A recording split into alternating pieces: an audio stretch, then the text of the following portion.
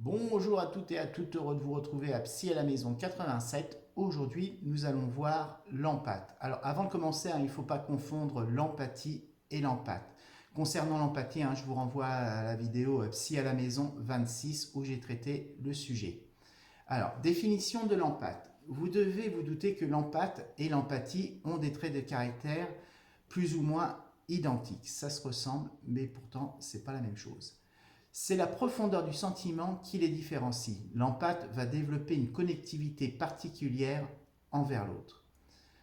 L'empathe arrive à cerner le ressentir d'un individu dès son contact avec ce dernier ou après quelques minutes d'échange. Les empathes arrivent à pénétrer dans l'âme de leur interlocuteur pour s'identifier à eux. Ils sont donc considérés comme des personnes dotées d'un ton exceptionnel et rare.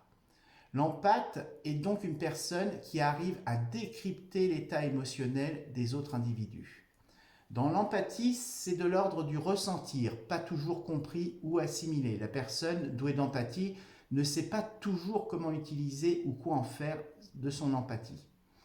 Une totale compréhension et assimilation de l'état émotionnel de l'autre, comme s'il était autrui sur le plan émotionnel, c'est-à-dire sans filtre, sans défense, apparence pour l'empathe. Alors, comment reconnaître un empathe?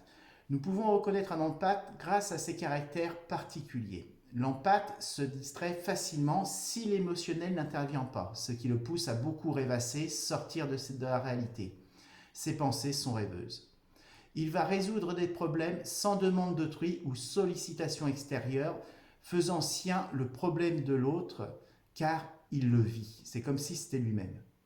Il est débordant de générosité, laissant autrui passer avant lui émotionnellement. C'est-à-dire que le problème de l'autre va être plus important que ses propres problèmes.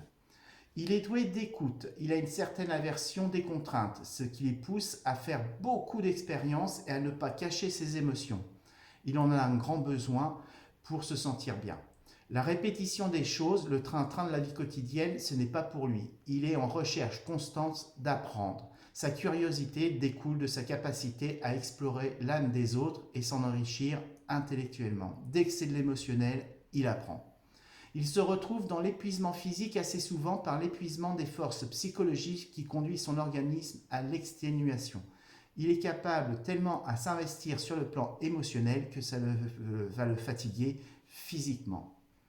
Sa vie amoureuse peut être impactée car son sens très développé pourrait être une source de tension au sein du couple. Pas toujours facile de vivre avec quelqu'un qui sait ce que vous pouvez ressentir constamment, même si on ne veut pas, ou faire sien de ses propres ressentir sans raison apparente. Ça peut décaler, perturber la relation amoureuse. Alors, pour résumer, pour que ce soit un petit peu plus clair, je peux être doué d'empathie, je ne suis pas empathe pour autant.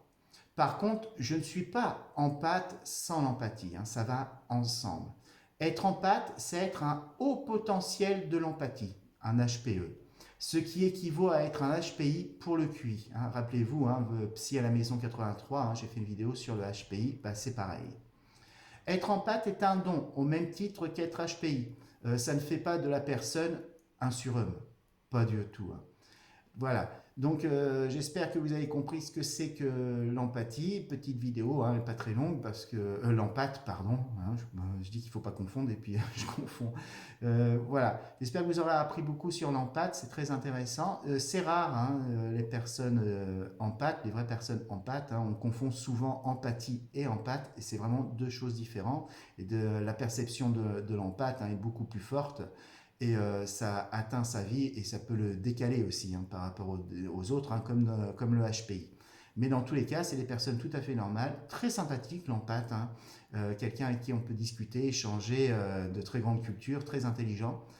Seul problème, c'est que il fait sien des sentiments des autres et des fois ça peut le déborder et ça le fatigue. Voilà, en gros. J'espère que ça vous a plu. Je vous dis à bientôt. Prenez bien soin de vous, des personnes qui vous entourent. Merci, à bientôt. Au revoir.